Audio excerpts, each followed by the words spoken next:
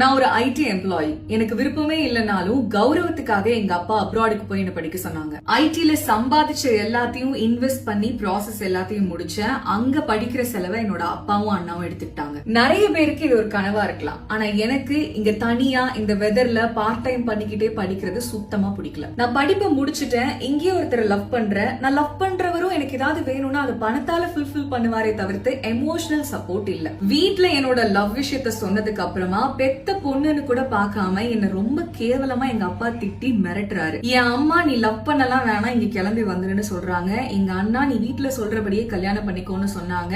என் அக்கா அவ அப்படிதான் எனக்கு தெரியும்னு எனக்கு சப்போர்ட்டே பண்ணல. இந்த டிராமாலாம் இல்லாம பீஸ்ஃபுல்லா எனக்கு வாழணும். I am so confused. Toxic family is so real. அதுல இருந்து வெளியே வர்றது ரொம்ப ரொம்ப ரொம்ப முக்கியம். அவங்க டாக்ஸிக்னு எப்படி கண்டுபிடிக்கலாம்? Manipulation, gaslighting, controlling, criticising, putting you down, emotional அபியூஸ்னு எல்லாத்தையும் பெர்ஃபெக்ட்டா பண்ணுவாங்க. அவங்க கிட்ட கம்யூனிகேட் பண்ணி அவங்கள திருத்த முடியுமான்னு கேட்டனா நோ.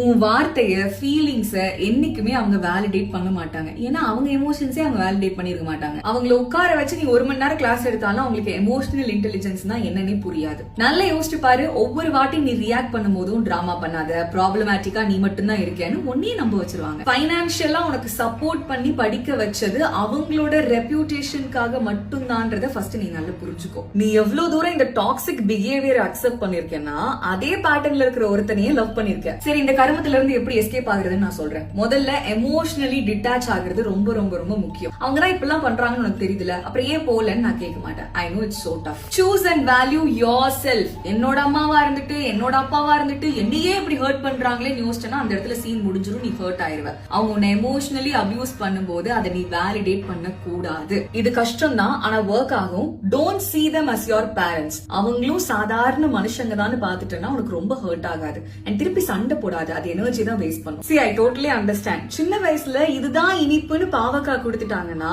வளர்ந்ததுக்கு அப்புறமா நிஜமா இனிப்பு சாப்பிட்டா கூட இது இனிப்பு தானா டவுட் வரதான் செய்யும். அதுக்காக அதே பாவக்காய், அதாவது அந்த டாக்ஸிசிட்டியே டாலரேட் பண்ணிட்டு இருக்கணும்ன்ற அவசியம் கிடையாது. ஃபியூச்சர்ல do you want to end up like your family members? No, right? உனக்கு ஃபர்ஸ்ட் என்ன வேணும்ன்றதுல தெளிவா இரு. Create your life by your own terms. You will find your own people in your journey. Emotionally எப்படி detach ஆகலாம், இந்த toxic ஃபேமிலில இருக்கக்கூடிய சில பல ரகங்கள் பத்தி அடுத்தடுத்த வீடியோஸ்ல சொல்றேன்.